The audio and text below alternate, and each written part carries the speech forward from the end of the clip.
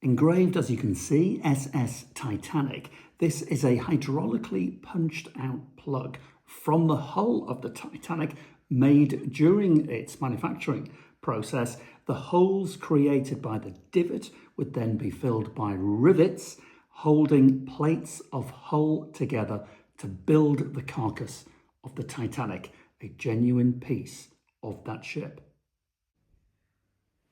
When you come to think about this, this is absolutely mind-boggling. And I've got to tell you, it's mind-boggling holding it. Shockingly heavy for such a small item. It's a divot, a piece of steel taken from SS Titanic. Genuinely the Titanic that sank April 15th, 1912. It was built, as you probably know, in Belfast, the Harland and Wolff Shipbuilders. And when the Titanic went down, workers there in the yards picked up these scrap pieces of divots, forming the original part of the hull of the Titanic, and engraved them either for themselves as mementos or to sell on to tourists.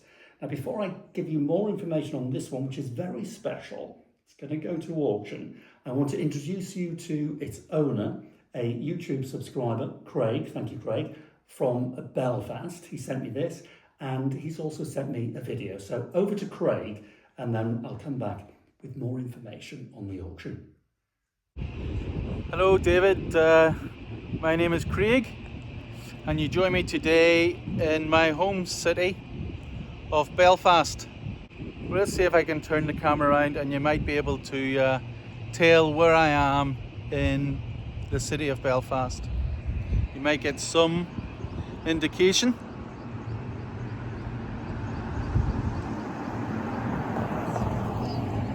Of course, they are the famous cranes of Harland and Wolff, Samson and Goliath. Welcome to Belfast. So yes, you'd have guessed already, I'm sure, that the item that David is going to be talking to you about is in relation to the Titanic. This is the Titanic Museum in Belfast. Anybody ever visits, I thoroughly recommend visiting this fantastic museum. And this red brick building here is now the Titanic Hotel. Previously it was the drawing offices for Harland and Wolff and the Titanic. This is where it was designed and built. All went down on paper and then moved across. I'll go and show you now where the actual Titanic was built.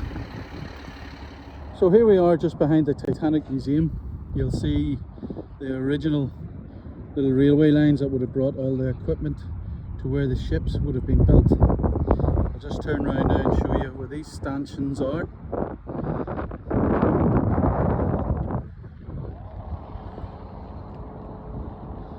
This is the area where the Titanic was built, along with its two sister ships, the Olympic and the Britannic.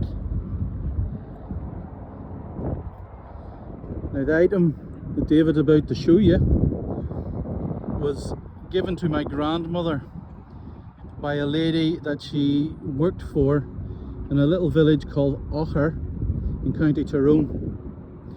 She received it as a gift in the 40s or 50s, I believe. And David is going to explain, hopefully, exactly what it is. Thank you. So today's date is actually the 15th of April 2025.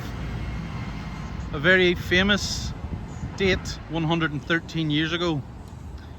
This ship in front is the Nomadic, and it took first and second class passengers across the water to board the very famous ship that David is going to explain, an item that I had in my family.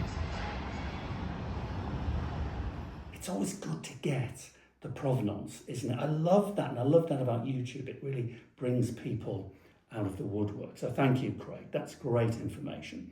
Something I haven't mentioned yet is, first of all, the decoration, and I'm going to tell you about its recent history and the connection to this very modern box but it was exhibited in 2002. So again, adding to the provenance. So we know engraved by a worker at the Harland and Wolff Shipyard.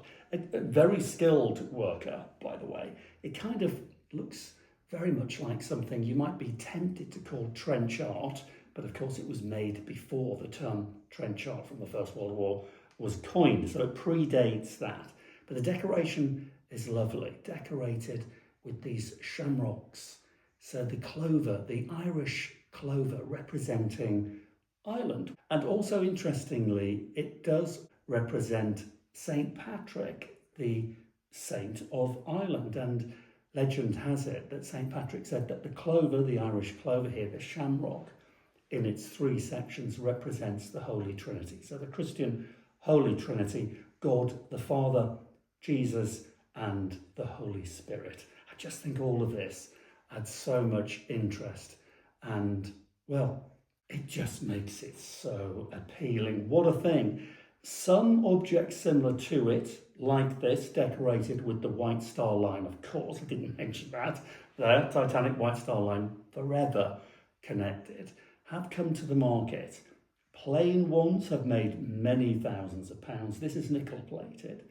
Decorated pieces like this, 1,500, 1,000, 3,000, it all depends on how the market is feeling at the time. It's going to go into auction soon. I think I'm going to put 800 to 1,200 on it. It's going to make more. It's got to make more, but you've got to, put some kind of starting figure on it. Now, I did mention the box. Obviously, it's a very modern box, but in 2002, in Belfast, there was a Titanic exhibition celebrating 90 years of the Titanic's birth in 1912. And this piece was donated for exhibition purposes by Craig's family, so shown to the public.